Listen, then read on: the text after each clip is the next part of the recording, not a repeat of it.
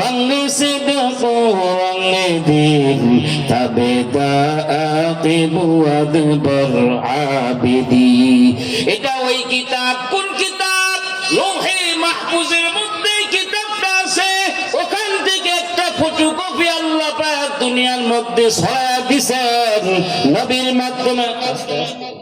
নবীর মাধ্যমে ছড়ায় দিয়েছে। সুবহানাল্লাহ বলেন না? এই কিতাব যে ব্যক্তি গ্রহণ করবে, মুহাব্বত করবে, ভালোবাসবে এবং অনুযায়ী চলবে, আল্লাহ পাক তাকে মুত্তাকিন বানায় দিবে। মুত্তাকিন যখন বানায় দিবে, তার কোনো ভয় নাই, তার কোনো চিন্তা নাই। আল্লাহ পাক বলেন, আমি আল্লাহ কিয়ামতের ময়দানে তাদেরকে জান্নাত দিয়া দিব। আল্লাহ পাক বলেন, ওয়াসিকাল লাযীনা তাকাউ রাব্বাহুম ইলাল জান্নাতি যুমারা হাত্তা ইযা জাউহা ওয়া ফুতিহাত আবওয়াবুহা ওয়া ক্বালা লাহুম খাযানাতুহা সালামুন আলাইকুম তিবতুম ফাদখুলুহা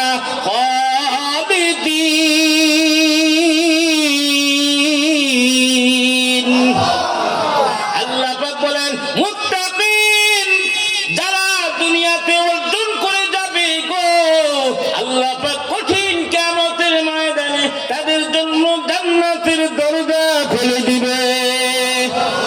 যখন নাকি বাবার আমার জান্নাতের দরজা দিয়ে মুত্তাকিন আমরা, অবশ্যই আমরা তো বিশ্বাস করি, ঠিক কি না? আল্লাহ পাক যেন কবুল করে বলে আমিন। এই মুত্তাকিন যারা যখন নাকি জান্নাত দিয়ে ঢুকবে, আল্লাহ পাক ফেরেশতাদের মাধ্যমে স্বাগতম জানাইবে। সুবহানাল্লাহ। তারা বলবে, সালাম সালাম সালাম, তোমাদের উপর আল্লাহ পাকের রহমত বর্ষিত হোক, তোমরা জান্নাতে যাও, ঢুকো, আরামে বসবাস করতে থাকো। আল্লাহ বাবারা আমার, এই কোরআনের কত দাম। শিবশক্তি মহারাজ কোরআন শুনে, কোরআন রিসার্চ করতে গিয়ে সে মুসলমান হয়ে গেছে। এই কোরআন শরীফ যখন নাকি রাসূল যখন নাকি তেলাওয়াত করতেন রাস্তার মনে মনে প্রথম যুগে বিভিন্ন জায়গায় জায়গায় যখন নাকি তেলাওয়াত করতেন, কাফির বেঈমানরা শুনে শুনে মুসলমান হয়ে যেতেন। জোরে বলি সুবহানাল্লাহ। আবু জাহেলের চান্দি গরম, মাথা গরম, কি করা যায়? আমাদের সঙ্গীগুলি মুসলমান হয়ে যেতেছে, মাথা চান্দি গরম। এক নেতা আর এক নেতার যদি উপরে বাইরে যায়, বড় হয়ে যায়, পাগল হয়ে যায় না? হ্যাঁ, দেখেন না অবস্থা? দেখছেন এটার ভাইছি?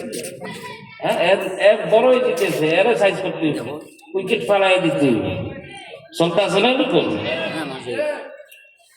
আবু জাহেলের মাথা গরম, আমাদের সঙ্গী সাথীগুলি কমে যেতেছে। আব্দুল্লাহ মুহাম্মদ, আব্দুল্লাহ মুহাম্মদ বড় নেতা হয়ে যেতেছে। কি করা যায়?